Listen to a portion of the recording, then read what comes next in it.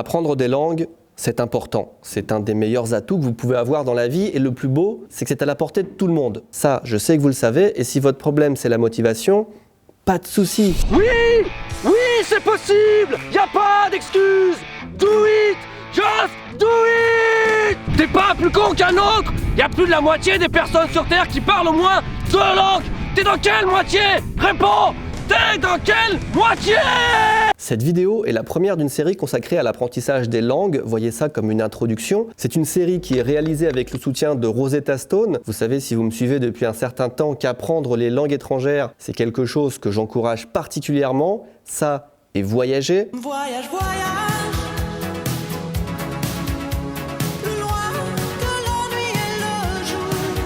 Donc je suis extrêmement content de cette nouvelle forme de partenariat. Ça va nous donner l'occasion de faire de temps en temps de grosses vidéos sur les langues. Et je vous annonce d'ores et déjà que je travaille sur la vidéo Apprendre le chinois en une vidéo. J'avais fait ça pour le japonais et l'accueil a été au-delà de mes espérances. La vidéo a plus d'1 million de vues et les retours sont incroyables. Et ça, c'est génial. Après, je vous dis ça, moi à la base, je suis nul en langue, claqué. J'ai fait 8 ans d'allemand au collège-lycée et je parle pas un mot. C'était pour moi la pire matière, l'allemand. Ich bin eine Kartoffel auf Deutsch. L'espagnol, bon, c'était un petit peu plus facile. On est tous d'accord pour dire que c'est la même personne qui a inventé le français et l'espagnol. C'est grosso modo la même chose.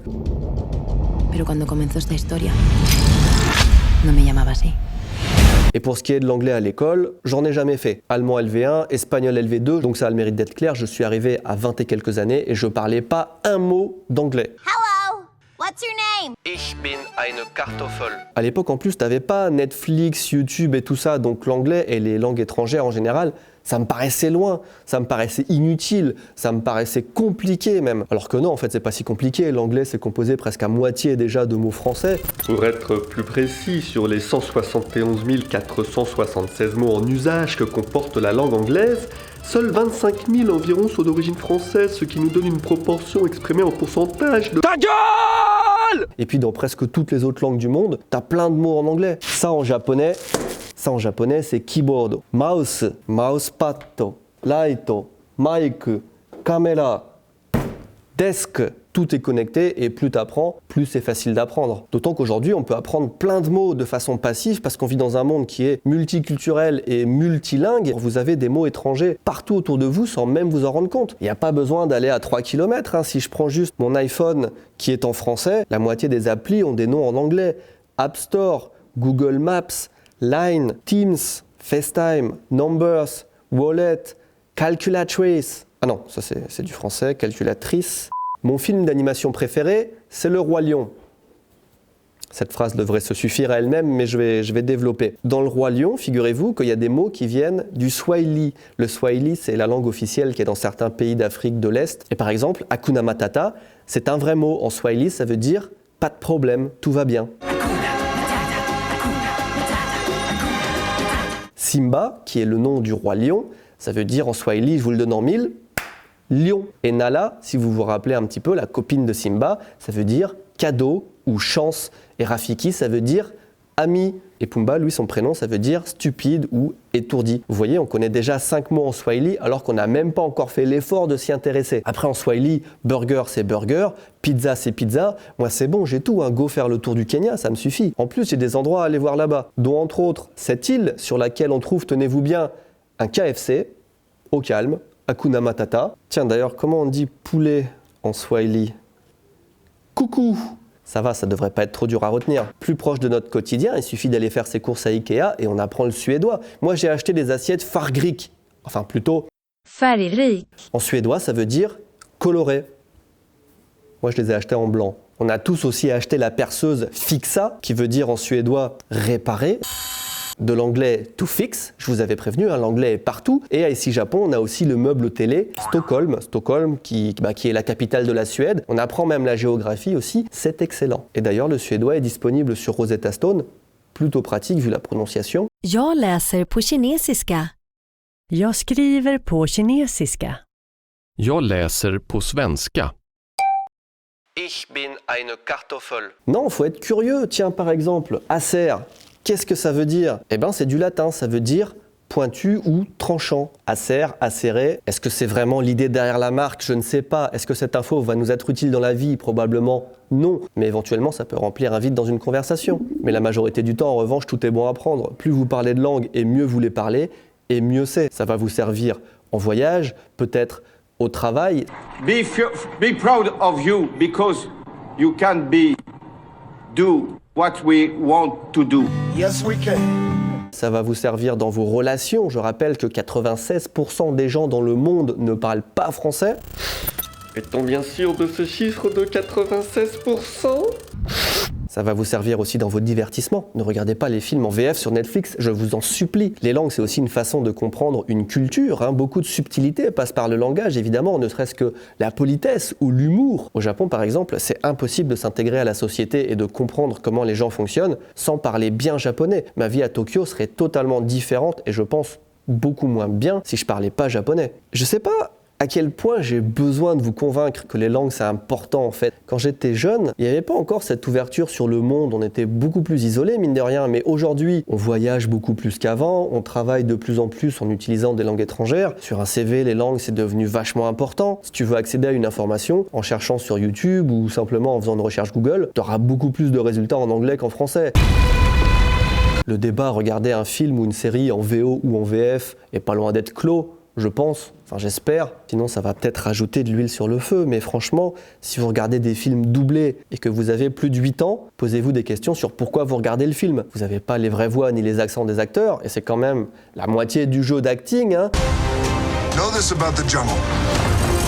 Everything that you see wants to kill you. La face cachée des chutes d'eau.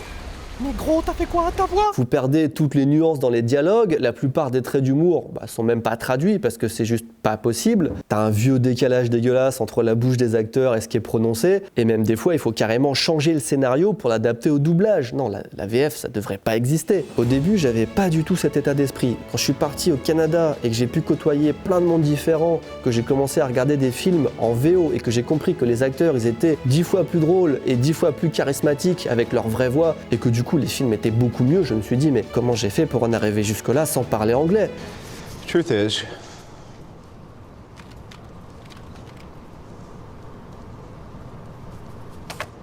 I am Iron Man. Je suis Iron Man. Et attention, je parle toujours relativement mal, j'ai un accent français à couper au chalumeau, mais on s'en fout, je comprends tout ce qu'il y a à comprendre, et mon niveau me suffit amplement, j'ai pas besoin de plus. Et la façon dont j'ai appris l'anglais, je vais vous en parler, parce que c'est intéressant, comme tout ce que je vous raconte finalement. Et puis je vais enchaîner sur comment j'ai appris le japonais ensuite. Pour l'anglais, j'ai pris des cours intensifs au Québec. Quand je suis arrivé, j'étais de loin le plus nul, je suis parti vraiment de zéro, et j'ai pris 3 ou 4 heures de cours par jour pendant 5 mois. Les cours en eux-mêmes, j'ai envie de dire, oui, ça a sûrement joué, mais moi c'est pas trop mon truc. Être assis et écouter un prof donner un cours, sur moi ça marche assez mal. Bon, c'était quand même de très petites classes et puis il y avait beaucoup de jeux, de conversations, donc c'est beaucoup plus efficace quand même qu'un cours normal. Mais ce qui m'a surtout aidé, moi, c'est parler aux gens, parce que tu te fais des potes de partout dans le monde, on est tous dans le même bateau, c'est des gens qui viennent de tous les pays et qui veulent apprendre l'anglais, et tu as vraiment envie de communiquer avec eux, donc tu fais beaucoup d'efforts. Et 2, les Simpsons. Ouais, je me suis regardé toute la série des Simpsons. À l'époque, il y avait peut-être 15 saisons ou un truc comme ça. Je l'ai regardé en anglais, avec les sous-titres en anglais, et je répétais tout à haute voix. We take 18 ounces of sizzling ground beef and top it off with bacon, ham, and a fried egg. We call it the Good Morning Burger. Oh. Et je regardais plusieurs fois les épisodes jusqu'à ce que je comprenne vraiment. Top it off with bacon, ham, and a fried egg. Et je faisais pareil avec les films. Je regardais des films en VO, cette fois sans les sous-titres, et je les regardais plusieurs fois, et à chaque fois je comprenais mieux. I am your father. Donc mon truc à moi, pour synthétiser, c'était de repasser plusieurs fois les mêmes choses et de répéter jusqu'à ce que je comprenne. Au Japon, c'était encore différent, mais pas tant que ça. Je prenais des cours de conversation et j'avais presque tous les jours de nouveaux profs. C'était un peu spécial. Et quand tu apprends une langue dans un pays étranger, tu n'utilises que la langue du pays. Il n'y a pas de « je vais t'expliquer la règle de grammaire en français ou en anglais ». Non, au Japon, les profs, ils utilisent que du japonais. C'est chaud d'enseigner le japonais à quelqu'un qui ne parle pas du tout le japonais, mais en ne pouvant utiliser que du japonais. Donc oui, c'était très créatif, c'était beaucoup à base d'ateliers, de jeux de rôle. Il y a des profs qui faisaient de la musique, il y en a d'autres qui faisaient de la cuisine. Et la moindre phrase qui était prononcée par un prof était illustrée par des images et la phrase elle-même en japonais était écrite au tableau ou sur des papiers aimantés pour pouvoir changer l'ordre des mots. La préparation des profs était juste folle, hein. C'était sûrement 1 ou 2 jours de préparation pour juste 45 minutes de cours. Mais au final, ça marchait bien. On avait nos exemples, nos mises en situation illustrées et tout le monde répétait. Tout le temps, il fallait répéter. À chaque fois que le prof disait une phrase, il fallait répéter. Et quand il posait une question, chaque élève devait répéter. Tu participais, mais en plus, tu entendais tous les autres dire la même phrase. Et ça rentrait vachement bien. Et ça, transition incroyable, ça correspond plus ou moins à la méthode de Rosetta Stone. Je vous ai déjà beaucoup parlé de cette appli, ça fait déjà pas loin de 2 ans je pense qu'ils sponsorisent cette chaîne et notamment pas mal de voyages que j'ai fait dans le passé. Et si je vous parle de cette appli en particulier, parce qu'il y en a d'autres aussi qui me contactent, c'est parce que cette appli ça correspond plus ou moins à la méthode que j'ai moi-même appliquée dans le passé pour apprendre l'anglais et le japonais. C'est-à-dire que c'est imagé, c'est toi-même qui dois faire les connexions entre ce que tu vois à l'écran et ce que tu vas entendre. Ensuite tu répètes, tu fais des quiz, tu te trompes, tu réessayes. Et petit à petit, tu comprends de plus en plus et tu progresses. Et c'est pas comme de regarder un film parce que tu as un niveau de difficulté évidemment qui s'adapte à ton propre niveau. Par exemple, là je suis en train de reprendre toutes les leçons de chinois depuis le début et la première leçon de l'appli, ça t'apprend à reconnaître les hommes, les femmes, les garçons et les filles. Pour ça, ça va te donner un mot en chinois, par exemple femme, et puis tu dois retrouver sur l'image quelle est l'image qui correspond au mot. 女人，女人，女孩子，男人。 Ça commence un peu comme un jeu très simple qui pourrait être un jeu pour enfants. Et c'est ça le concept de l'appli en fait, c'est un jeu interactif qui est découpé en plusieurs leçons de quelques minutes. Et c'est le total opposé d'un cours où tu devrais juste écouter et apprendre par cœur. Alors évidemment, ça reste quand même l'apprentissage d'une langue, hein. Il y a des efforts à produire. C'est quand même une activité qui demande de la mémoire, de la concentration et surtout de la régularité pendant une grande période de temps. Mais c'est une méthode qui, à mon avis, au moins vaut la peine qu'on s'y intéresse. Surtout si, comme moi, les cours traditionnels, ça vous excite pas des masses. Sur Rosetta Stone, on peut apprendre 24 langues comme l'anglais, l'espagnol, le chinois, le coréen, le japonais et bien sûr le suédois. Jag läser på kinesiska. Il y a aussi plusieurs formules d'abonnement, mais je pense que la meilleure, c'est celle qui vous donne accès à toutes les langues à vie. Ça coûte 179 € et pour profiter de ce tarif spécial, il faut utiliser mon lien dans la description de la vidéo. Essayez, vous n'avez rien à perdre. Vous avez 30 jours pour décider si oui ou non la méthode vous convient bien. Et même si vous comptez partir à l'étranger, qui on va pas se mentir, c'est quand même la meilleure façon d'apprendre une langue, hein. Il faut aller sur place et il faut parler aux gens. Mais même là, c'est bien de ne pas arriver avec un niveau 0. Il faut se préparer le plus possible, je pense, avant d'aller dans le pays. Plus vous parlerez la langue avant d'arriver, mieux c'est. Ça enlève du stress, on gagne du temps, on économise de l'argent et on rencontre plus vite des gens. Bref, partez préparé. Après, moi je vous l'avoue, au Japon, j'ai utilisé un petit peu un cheat code parce qu'une de mes profs est devenue ma prof particulière. Vous la connaissez bien puisque c'est Akiko et maintenant ça fait 11 ans qu'on est mariés. C'est comme ça qu'on s'est rencontrés. J'étais étudiant dans sa classe de japonais et bien sûr, ça aide pas mal d'être aussi proche d'une japonaise pour apprendre le japonais. Mais, et il y a un mais, si j'avais pas parlé un minimum japonais à l'époque, ça aurait été très difficile de l'inviter à sortir et après de construire une relation ensemble. Donc le peu que je connaissais avant de la rencontrer, je suis bien content de l'avoir eu. Si après tout ça, vous avez encore des doutes sur la nécessité d'apprendre des langues, je vais vous donner plus d'arguments. C'est aussi simple que ça. On peut en trouver plein des arguments. D'accord ? On va faire un top 10. Les langues ouvrent de nouveaux horizons. On est sur YouTube là. Pensez au nombre de chaînes et de créateurs que vous pouvez découvrir si vous parlez plusieurs langues. Moi personnellement, je pense qu'il y a la moitié de mes abonnements qui sont en anglais. I want you to know, if you can see this from where you are, I'll always be that kid. Prenez de l'avance sur les autres, particulièrement si vous êtes jeune et particulièrement dans le monde du travail. Je vais vous dire, à CV égal, parler une langue étrangère, même si c'est juste niveau conversationnel, voire même débutant, ça peut faire la différence. D'ailleurs, plutôt que prenez de l'avance, je devrais dire ne prenez pas de retard, parce qu'en Europe, plus de la moitié de la population parle au moins 2 langues. les voyages, à moins que tu partes en voyage organisé et donc que tu as plus de 70 ans, c'est quand même pratique de parler au moins l'anglais, voire quelques mots de la langue du pays où tu vas. Et même sans parler du côté pratique, c'est essentiel pour le côté social. Rencontrer du monde, parler aux gens, tout ça, enfin tous les trucs que tu fais en voyage, quoi. Apprendre une langue étrangère et l'utiliser, c'est vachement bien pour la mémoire. Et en général, c'est très bien de faire travailler sa tête. Alzheimer, par exemple, se déclenche en moyenne 5 ans plus tard chez les bilingues. Et il y a plein d'autres avantages pour les facultés mentales. Utiliser plusieurs langues, c'est un peu comme pratiquer un sport pour le cerveau. Enfin, renseignez-vous et vous serez, je vous dis, impressionné de voir à quel point c'est bénéfique. On va pas se le cacher, parler plusieurs langues, c'est aussi bien pour son estime personnelle. C'est une bonne sensation de se dire qu'on est capable de progresser et qu'on est tout le temps en train de s'améliorer. Et ouais, parler plusieurs langues, ça donne confiance. Et c'est pas juste moi qui le dis, hein, il y a des études là-dessus.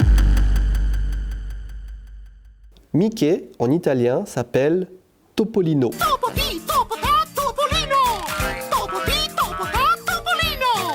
Oui, les langues peuvent vous permettre de briller en conversation.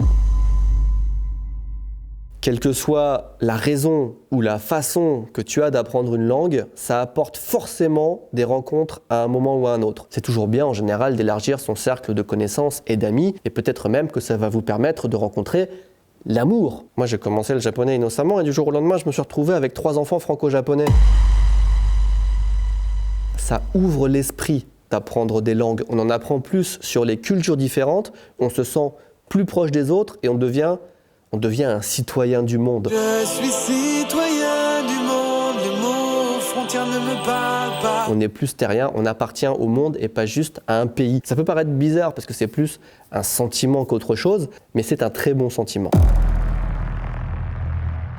C'est directement lié au point numéro 8 et j'ai vu beaucoup de personnes dire ça et je le pense aussi. Apprendre une langue et en apprendre plus sur une autre culture, ça te permet de comprendre ta propre langue et ta propre culture. Plus on en connaît sur les autres et plus on en connaît sur soi-même. Oui, c'est très profond mais c'est aussi très vrai.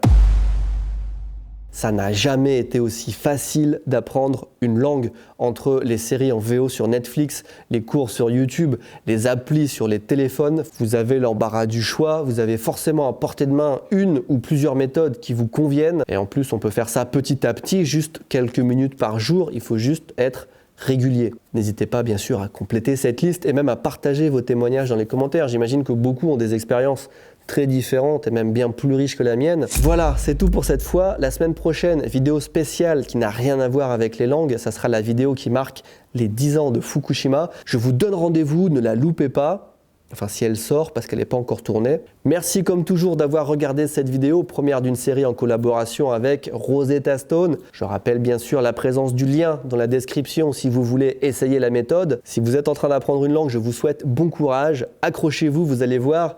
Il y a toujours, quelle qu'elle soit, il y a toujours une récompense. Apprendre une langue, c'est toujours gagner quelque chose au final. Et c'est sur ces bonnes paroles que je vous dis à très bientôt. Bye.